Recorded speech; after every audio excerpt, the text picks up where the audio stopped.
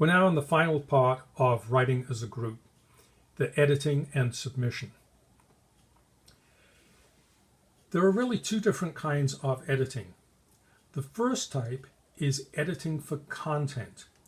The content editor reads through and tries to fix the flow of a line of argument and to deal with the Frankenstein's monster problem, where different words are used to express the same concept in different sections. The content editor looks for repetitions, places where the same concept is being explained multiple times, and looks for logic jumps where suddenly we move from one topic to another without a summary and transition. The job of content editing is very different than copy editing. A copy editor looks for misspellings, and here we have duplicate words, and they look for things such as verb-noun disagreements.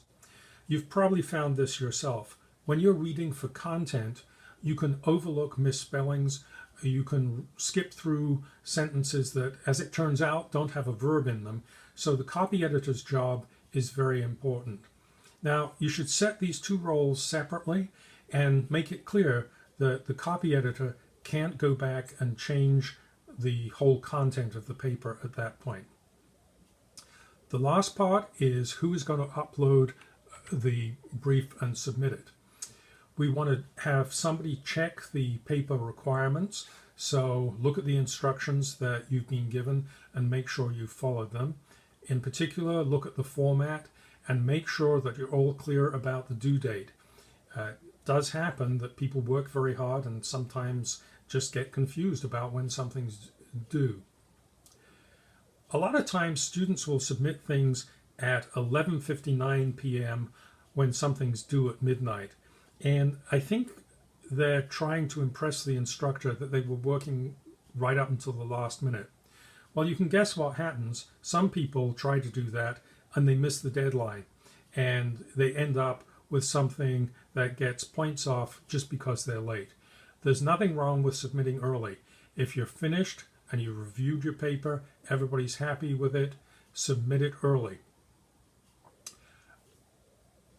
Right before you do that, you'll have everybody have a chance to look at the final draft, get everyone sign off, and you can do this by circulating it around as a Google document or something. There is a reason to do this. You don't want anybody to come to you after the fact and say, oh, I think this bit shouldn't have been in there. Circulate it around, get everybody to agree that it's ready for submission.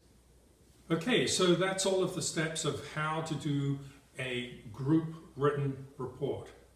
Start off early, plan for several meetings, divide the workload, don't forget the important parts of editing, and get the work submitted early.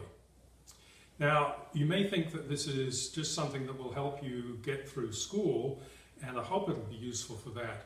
But more importantly, when you go off to work in the real world, you will be the expert at being able to pull a group of people together and come up with concise, compelling written reports.